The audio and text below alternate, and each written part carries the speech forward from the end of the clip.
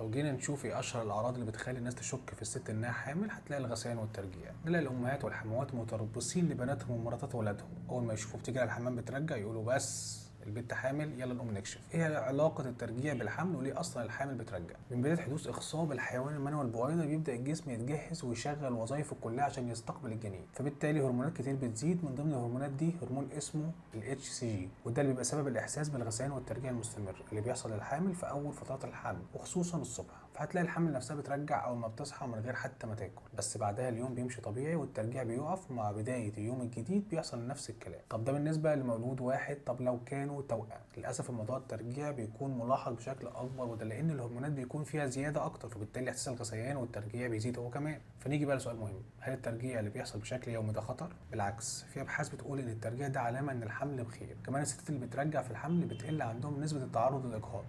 ما هو اصلا لو الترجيع مرتبط بهرمون من هرمونات الحمل والهرمون ده فيه زياده، يبقى كده الطفل بامان، خصوصا ان هرمون الاتش سي جي المسؤول عن الترجيع ليه ارتباط مباشر بالمشيمه.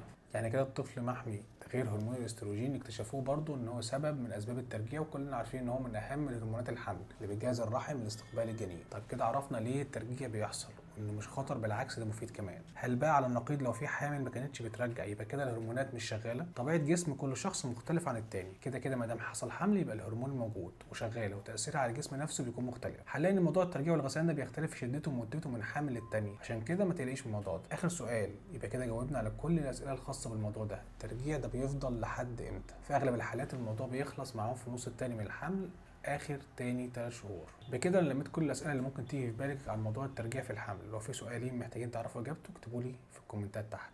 والسؤال بقى ليكوا، تفتكروا الترجيع ده في الحمل ليه علاقه بنوع الجنين ولا لا؟